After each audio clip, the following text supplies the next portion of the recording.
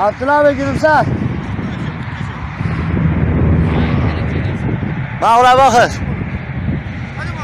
Mağla.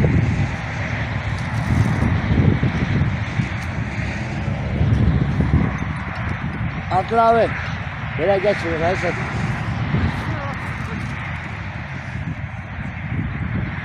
Aa böyle. Mağla bakın Murat. Mağla. Yeter. Karaman, Konya Karatay'da. Dur. Gülümse. Konya. Konya Karatay. Ne işi? Biber. Biber, domates işi. Biz küreklerle çalışıyor. Saat 9'dur dağıtıyor. Fidan da ekiyor. 9 morası. Ne güzel oh be. Bu da ben. Böyle.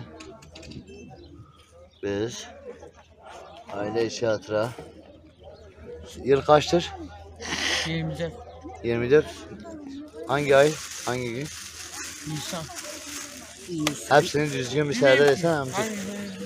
24 Nisan. Bir şey Nisan. Bir şeyin Nisan'ıdır işte 2024. Bu da Murad'ımdır. Çok acayip. Evet. Yine Konya Karatay. Serdar çadır çekme şeyi yapıyor. Murat bak. TikTok'a atacağız. Konya Karatay.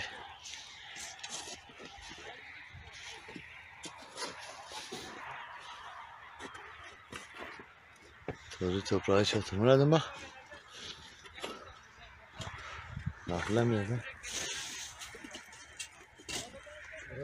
Murat da ileride çalışıyor.